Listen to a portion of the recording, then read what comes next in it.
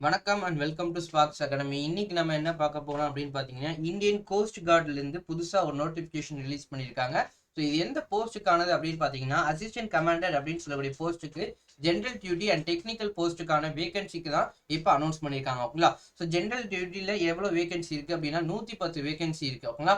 Technical அப்படின்னு பார்க்கும்போது 30 vacancies கொடுத்துருக்காங்க.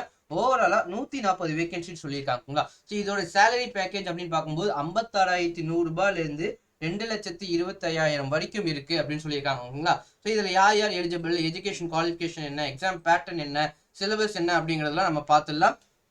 ஸோ இதுல என்ன டிபார்ட்மெண்ட் என்ன நோட்டிபிகேஷன் ஃபர்ஸ்ட் பார்த்துடலாம். ஸோ இது எந்த மினிஸ்ட்ரி கீழே வருது அப்படின்னு பாத்தீங்கன்னா, மினிஸ்ட்ரி ஆஃப் டிஃபென்ஸ் கீழே தான் இது வருது. ஓகேங்களா? ஸோ இது யார் ரிலீஸ் பண்ணியிருக்காங்கன்னா, இந்தியன் கோஸ்ட் கார்டு ரிலீஸ் பண்ணியிருக்காங்க. இது எந்த போஸ்ட்னா அசிஸ்டன்ட் கமாண்டட் அப்படின்னு சொல்லக்கூடியது. ஸோ டெக்னிக்கல் வரும்போது எலக்ட்ரிக்கல் இன்ஜினியரிங், எலக்ட்ரானிக்ஸ் இன்ஜினியரிங் கொடுத்துருக்காங்க 2026 பேட்சுக்காக. ஓகேங்களா? ஸோ இது எப்படி நீங்க அப்ளை பண்ணும் அப்படின்னு சொல்லியிருக்காங்க அப்படின்னா, online mode of application only தான் அக்செப்ட் பண்ணுவாங்க அப்படின்னு சொல்லியிருக்காங்க. முழுக்க முழுக்க நீங்க ஆன்லைன்ல தான் இது அப்ளை பண்ணணும். இது ஓகேங்களா? ஸோ இது எப்பலேருந்து வந்திருக்கு அப்படின்னா 5ஆம் தேதியிலிருந்து ஓகேங்களா 24 இந்த மாசம் 24ஆம் தேதி வரைக்கும். ஓகேங்களா? ஸோ அது வரைக்கும் தான் உங்களுக்கு டைம் இருக்கு. டைம் அப்படின்னு பார்க்கும்போது 5:30 ஈவினிங் 5:30 வரைக்கும் தான் நீங்க இந்த அப்ளிகேஷன் அப்ளை பண்ண முடியும். ஓகேங்களா? ஸோ இதை எலிஜிபிலிட்டி கிரைட்டீரியா அப்படின்னு சொல்லும்போது யார் எலிஜிபிள் அப்படின்னு பாத்தீங்கன்னா, ஸோ மினிமம் குவாலிஃபிகேஷன் அப்படின்னு சொல்லி கொடுத்துருக்காங்களா. ஸோ இந்த மினிமம் குவாலிஃபிகேஷன் பாருங்க, ஜென்ரல் டியூட்டிக்கு எவ்வளோ நீங்க ஏஜ், உங்களோட ஏஜ் எவ்வளவு இருக்கும் அப்படின்னா 21 25க்குள்ள நீங்க வயது சம்பந்தப்பட்டவங்க இருக்கீங்க அப்படின்னா நீங்க இந்த போஸ்ட்டுக்கு எலிஜிபிள். ஓகேங்களா? நீங்க அதாவது 2000க்கு முன்னாடி நீங்க பிறந்திருக்க கூடாது. ஓகேங்களா? 2000 முன்னாடி பிறந்திருக்க கூடாது. அதே மாதிரி 2004க்கு அப்புறமேட்டு பிறக்க கூடாது அப்படின்னு சொல்லியிருக்காங்களா. ஸோ உங்க வயது 21ல இருந்து 25 வயதுக்குள்ள இருக்கீங்க அப்படின்னா நீங்க எலிஜிபிள். ஓகேங்களா? அதே மாதிரி ரிலாக்ஸேஷன் அப்படின்னு சொல்லி ஏஜ் ரிலாக்ஸேஷன் அப்படின்னு சொல்லக்கூடியது 5 வருடம் கொடுத்துருக்காங்க. யாருக்கு அப்படின்னா ஆர்மில, நேவில, ஏர்ஃபோர்ஸ்ல. ஓகேங்களா? ஆர்மில, நேவில, ஏர்போர்ட்ஸ்ல வேலை பார்த்தவங்களுக்கு அல்லது கோஸ்ட் கார்டில் வேலை பார்க்குறீங்க அப்படின்னா உங்களுக்கான ஏஜ் ரிலாக்ஸேஷன் 5 வருஷம் கொடுத்துருக்காங்க. ஓகேங்களா? ஸோ இது ரெண்டுமே போஸ்ட் பார்த்தீங்க அப்படின்னா மெயில் கேண்டிடேட் மட்டும்தான் இது அப்ளையே பண்ண முடியும். ஓகேங்களா? ஸோ இதுக்கு என்ன எஜுகேஷன் குவாலிஃபிகேஷன் சொல்லியிருக்காங்க அப்படின்னா டிகிரி கண்டிப்பா தேவை அப்படின்னு சொல்லியிருக்காங்க. ஓகேங்களா? டிகிரி கண்டிப்பா தேவை அப்படின்னு சொல்லியிருக்காங்க. அது இல்லாம நீங்க மேக்ஸ், பிசிக்ஸ் அப்படின்னு சொல்லக்கூடியது நீங்க படிச்சிருக்கணும். ஓகேங்களா? 12th ஸ்டாண்டர்ட்ல நீங்க மேக்ஸ், பிசிக்ஸ் சப்ஜெக்ட் அப்படி ஒன்று படிச்சிருக்கணும். அல்லது நீங்க டிப்ளமோ படிச்சிருந்தீங்க அப்படின்னா அதுலயாவது நீங்க மேக்ஸ் அண்ட் பிசிக்ஸ் கண்டிப்பா நீங்க படிச்சிருந்தா மட்டும்தான் நீங்க எலிஜிபிள் அப்படின்னு சொல்லியிருக்காங்க. ஓகேங்களா? ஸோ அதே மாதிரி டெக்னிக்கல் அப்படின்னு வரும்போது இல்லை யாருக்கு எலிஜிபிள் அப்படின்னு சொல்லியிருக்காங்க அப்படின்னா, மெக்கானிக்கல் டிபார்ட்மெண்ட்டாக இருக்கீங்க அல்லது நீங்கள் எலக்ட்ரிக்கல் அல்லது எலக்ட்ரானிக்ஸ் டிபார்ட்மெண்ட்டாக இருக்கீங்க அப்படின்னா நீங்கள் இந்த போஸ்ட்டுக்கு எலிஜிபிள். ஓகேங்களா? உங்களோட ஏஜ் கேட்டகரியும் பார்த்தீங்கன்னா 21லேருந்து 25 அப்படின்னு தான் சொல்லியிருக்காங்க. இதில் ஏஜ் ரிலாக்ஸேஷன் அப்படின்னு பார்த்தீங்கன்னா கோஸ்ட் கார்டில் நீங்கள் வேலை பார்த்துருந்தீங்க மட்டும்தான் உங்களுக்கு 5 வருடம் எலிஜிபிள். ஓகேங்களா? அங்கே ஆர்மி, நேவி, ஏர்ஃபோர்ஸ்னு தனியாக சொல்லியிருக்காங்க. இங்க பர்டிகுலரா உங்களுக்கு கோஸ்ட் கார்டு ஒன்லி மாதிரி தான் சொல்லியிருக்காங்க. ஓகேங்களா? ஸோ வேற எதுவுமே மென்ஷன் பண்ணல. அண்ட் இதோட எலிஜிபிலிட்டி கிரைட்டீரியா பார்த்தீங்க அப்படின்னா இன்ஜினியரிங் டிகிரி நீங்க கண்டிப்பா முடிச்சிருக்கணும். அதுலயும் எந்த டிபார்ட்மெண்ட்ல அப்படின்னா நாவல் ஆர்கிடெக்ட்ல அப்படின்னு சொல்லக்கூடியது, அல்லது மெக்கானிக்கல், மெரைன்ல, automotive, mechatronics, industrial and production அல்லது மெட்ராலஜி, ஓகேங்களா, இல்ல ஏரோநாட்டிக்கல்ஸ் முடிச்சிருக்கீங்க அல்லது ஏரோஸ்பேஸ் முடிச்சிருக்கீங்க அப்படின்னா நீங்க இந்த போஸ்ட்டுக்கு எலிஜிபிள். ஓகேங்களா? நீங்க இந்த போஸ்ட்டுக்கு எலிஜிபிள் ஆகுவீங்க. ஓகேங்களா? ஸோ இதான் உங்களுக்கு எஜுகேஷன் குவாலிஃபிகேஷன் சொல்லி கொடுத்துருக்காங்க. ஓகேங்களா? ஸோ இது இல்லாம வேற என்னென்ன எலிஜிபிள் உங்களுக்கு எஜுகேஷன் குவாலிஃபிகேஷன் அப்படின்னு டெக்னிக்கல் கொடுத்துருக்காங்க அப்படின்னா should old and engineering degree from the recognised university in electrical and electronics அப்படின்னு சொல்லியிருக்காங்க. அல்லது டெலிகம்யூனிகேஷன், இன்ஸ்ட்ருமெண்டேஷன், ஓகேங்களா, கம்யூனிகேஷன், பவர் இன்ஜினியரிங் இந்த டிபார்ட்மெண்ட் எல்லாமே எலிஜிபிள் ஆகணும். அண்ட் அதே மாதிரி நீங்க 10th அல்லது 12th, ஓகேங்களா, 12th நீங்க கண்டிப்பா மேக்ஸ் அண்ட் பிசிக்ஸ்ங்கிறது நீங்க கண்டிப்பா படிச்சிருக்கணும். நீங்க இன்கேஸ் நீங்க ஒரு டிப்ளமோ கேண்டிடேட் இருக்கீங்க அப்படின்னா அதுலயாவது நீங்க படிச்சிருக்கணும் அப்படின்னு சொல்லியிருக்காங்க. ஓகேங்களா? டிப்ளமோ கேண்டிடேட் இருந்தால் நீங்க கண்டிப்பா அதுலயும் மேக்ஸ் அண்ட் பிசிக்ஸ் கண்டிப்பா படிச்சிருக்கணும் அப்படின்னு சொல்லியிருக்காங்க. ஓகேங்களா? ஸோ இதோட வேகன்சி, ஓகேங்களா, ஸோ இந்த போஸ்ட்டுக்கான வேகன்சி டீடைல்ஸ் அப்படின்னு சொல்லி பாருங்க. வேகன்சி ஜென்ரல் டியூட்டி அப்படின்னு சொல்லக்கூடியதுக்கு 110 வேகன்சி சொல்லியிருக்காங்க. பட் இந்த கம்யூனிட்டி பேசிஸ்ல பார்க்கும்போது எஸ்சி அப்படின்னு சொல்லக்கூடிய இருக்கீங்க அப்படின்னா 13 சீட் உங்களுக்கு வேகன்சி கொடுத்துருக்காங்க. 13 போஸ்ட் உங்களுக்கு வேகன்சி கொடுத்துருக்காங்க. இதே எஸ்டியா இருக்கீங்க அப்படின்னா 15 போஸ்ட், ஓபிசிக்கு 38, இடபிள்யூஎஸ் அப்படின்னு சொல்லக்கூடிய எக்கனாமிக் வீக்கர் செக்ஷனா இருக்கீங்க அப்படின்னா உங்களுக்கு 4 வேகன்சி போஸ்ட் கொடுத்துருக்காங்க. அன்ரிசர்வ்ட் அப்படின்னு சொல்லக்கூடியதுல 40 வேகன்சி. டோட்டலா உங்களுக்கு 110 வேகன்சி. இதே மாதிரி டெக்னிக்கலா அப்படி பார்க்கும்போது 30 வேகன்சிஸ் கொடுத்துருக்காங்க. ஓகேங்களா? ஸோ டோட்டலா பார்க்கும்போது 140 வேகன்சிஸ் வருது. எஸ்சி கேட்டகரியா இருக்கீங்க அப்படின்னா உங்களுக்கு டோட்டலா இந்த 2 போஸ்டும் சேர்த்து 17 வேகன்சிஸ் உங்களுக்கு கொடுத்துருக்காங்க. ஓகேங்களா. ஸோ அது மாதிரி ஒவ்வொரு கேட்டகரிக்கும் உங்களுக்கு வேகன்சி அலோகேட் பண்ணியிருக்காங்க. ஓகேங்களா. ஸோ இது எத்தனை ஸ்டேஜ் ஆஃப் எக்ஸாமினேஷன்ங்களா. ஸோ இந்த எக்ஸாம் பேட்டர்ன் அப்படின்னு சொல்லி பாருங்க. மொத்தமா 5 ஸ்டேஜ் இருக்குங்க. ஓகேங்களா. மொத்தமா 5 ஸ்டேஜ் இருக்கு. அதுல முதல் ஸ்டேஜ் அப்படின்னு சொல்லக்கூடியது cost card common administrative test அப்படின்னு சொல்லக்கூடியது சிஜி கேட்னு சொல்லுவாங்க. ஓகேங்களா. சிஜி கேட்னு சொல்லுவாங்க. அதுதான் இந்த ஃபர்ஸ்ட் ஸ்டேஜ். ஓகேங்களா. ஸோ இதுல என்னென்ன சப்ஜெக்ட் இருக்கு அப்படின்னு பாத்தீங்கன்னா இங்கிலீஷ் எலிஜிபிலிட்டி. ஓகேங்களா. இங்கிலீஷ் உங்களுக்கு ஒரு பேப்பரா இருக்கு. இன்னொன்னு ரீசனிங் அண்ட் நியூமெரிக்கல் எபிலிட்டி. ஓகேங்களா. ரீசனிங் அண்ட் நியூமெரிக்கல் எபிலிட்டி ரெண்டாவது பேப்பர். மூணாவது பாத்தீங்க அப்படின்னா general science and mathematical aptitude அப்படின்னு சொல்லக்கூடியது. ஓகேங்களா. General science and mathematical aptitude. நாலாவது பேப்பர் ஜெனரல் நாலேஜ். ஓகேங்களா. இந்த 4 சப்ஜெக்டும் சேர்ந்ததுதான் உங்களுக்கு சிஜி கேட் அப்படின்னு சொல்லக்கூடியது. ஓகேங்களா. ஒவ்வொரு சப்ஜெக்ட்லுமே உங்களுக்கு 25 கேள்விகள் கேட்கறாங்க. ஆக மொத்தமா 100 கேள்விகள் உங்களுக்கு 2 மணி நேரம். 100 கேள்விகள் 120 நிமிடங்கள் உங்களுக்கு கொடுக்குறாங்க. 100 கேள்விக்கு 120 நிமிடங்கள் சொல்லி உங்களுக்கு கொடுக்குறாங்க. ஓகேங்களா. ஸோ இதுக்கு ஒவ்வொரு கொஸ்டினுக்கும் உங்களுக்கு எவ்வளவு மார்க் அப்படின்னு பாத்தீங்கன்னா 4 மார்க் அலோகேட் பண்றாங்க. ஓகேங்களா. ஒரு கொஸ்டினுக்கு 4 மார்க்னு சொல்லியிருக்காங்க. அதே மாதிரி ஒரு கொஸ்டின் தப்பாகுது அப்படின்னா நெகட்டிவ் மார்க்கு உங்களுக்கு 1 மார்க் உங்களுக்கு. ஓகேங்களா. ஒரு கொஸ்டினுக்கு உங்களுக்கு நெகட்டிவ் மார்க் அப்படிங்கிறது உங்களுக்கு 1 மார்க் எடுப்பாங்க. இன்கேஸ் கரெக்ட் அப்படின்னா 4 மார்க் உங்களுக்கு கொடுக்குறேன் அப்படின்னு சொல்லியிருக்காங்க. அண்ட் மீடியம் ஆஃப் எக்ஸாமினேஷன் அப்படின்னு சொல்லக்கூடியது இங்கிலீஷ் தான். ஓகேங்களா. ஸோ இது இங்கிலீஷ் மட்டும்தாங்க. ஹிந்தியோ தமிழோ உங்களுக்கு உங்களோட ஸ்டேட் லாங்குவேஜோ கிடையாது. ஓகேங்களா. முழுக்க இது இங்கிலீஷ்ல தான் நடத்தப்படும் அப்படின்னு சொல்லி மென்ஷன் பண்ணியிருக்காங்க பர்டிகுலரா. ஓகேங்களா.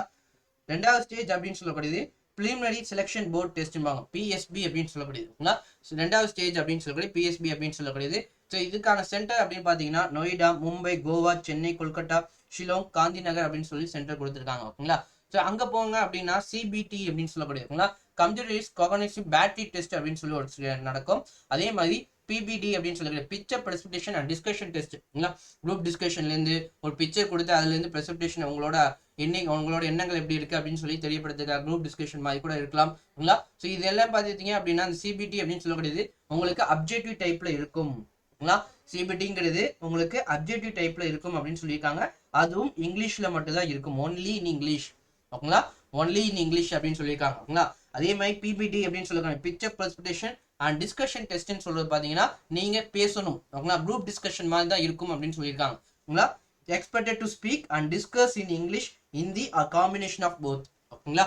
ஸோ இந்த குரூப் டிஸ்கஷன் அப்படின்னு சொல்லக்கூடியது மட்டும்தான் நீங்க இங்கிலீஷ்ல அல்லது ஹிந்தியில அல்லது நீங்க 2 லாங்குவேஜும் சேர்த்த மாதிரி கூட பேசலாம் அப்படின்னு சொல்லியிருக்காங்க. ஓகேங்களா. ஸோ இது குவாலிஃபை ஆனதுக்கு அப்புறமேட்டு தான் இது பாஸ் ஆஃப் ஃபெயிலா அப்படின்னு சொல்லி உங்களுக்கு தெரியும். ஓகேங்களா. மூணாவது ஸ்டேஜ் அப்படின்னு சொல்லக்கூடியது ஃபைனல் செலெக்ஷன் போர்டு. ஓகேங்களா. மூணாவது ஸ்டேஜ் உங்களுக்கு ஃபைனல் செலெக்ஷன் போர்டு அப்படின்னு சொல்லக்கூடியது கோஸ்ட் கார்டு செலெக்ஷன் போர்டே நடத்துவாங்க. ஓகேங்களா. எங்க இருக்கு அப்படின்னா நொய்டால தான் இது நடத்துவாங்க. பர்டிகுலரா இது நொய்டால தான் நடக்கும். இது 5 நாட்கள் உங்களுக்கு நடக்கும் அப்படின்னு மாதிரி சொல்லியிருக்காங்க. ஓகேங்களா. ஸோ 5 நாள்ல உங்களுக்கு எந்த நாள் அப்படின்னு சொல்லி மென்ஷன் பண்ணுவாங்க. அங்க பாத்தீங்கன்னா சைக்காலஜிக்கல் டெஸ்ட் நடக்கும். சைக்காலஜிக்கல் டெஸ்ட் நடக்கும். குரூப் டாஸ்க் நடக்கும். ஓகேங்களா. ஒரு டீமா பிரிச்சு உங்களை ஒரு டாஸ்க் சொல்லி செய்ய சொல்லுவாங்க. அதுல எந்த டீம் ஜெயிக்குது அந்த மாதிரிலாம் உங்களுக்கு பார்ப்பாங்க. மூணாவதா இன்டர்வியூ அப்படின்னு சொல்லக்கூடியது நடக்கும். ஓகேங்களா. மூணாவதா இன்டர்வியூ அப்படின்னு சொல்லி உங்களுக்கு நடக்கும். நாலாவது ஸ்டேஜ் அப்படின்னு சொல்லக்கூடியது மெடிக்கல் எக்ஸாமினேஷன். ஓகேங்களா. நாலாவது ஸ்டேஜ் அப்படின்னு சொல்லக்கூடியது மெடிக்கல் எக்ஸாமினேஷன் உங்களுக்கு நடக்கும். ஓகேங்களா. ஸோ இது எங்க அப்படின்னு பாத்தீங்கன்னா ஹெட் குவார்டர்ஸ்ல தான் நடக்கும். ஓகேங்களா. ஸோ ஹெட் குவார்டர்ஸ்ல தான் இங்க நடக்கும். ஓகேங்களா. அது தெளிவா உங்களுக்கு மென்ஷன் பண்ணியிருக்காங்க. ஓகேங்களா.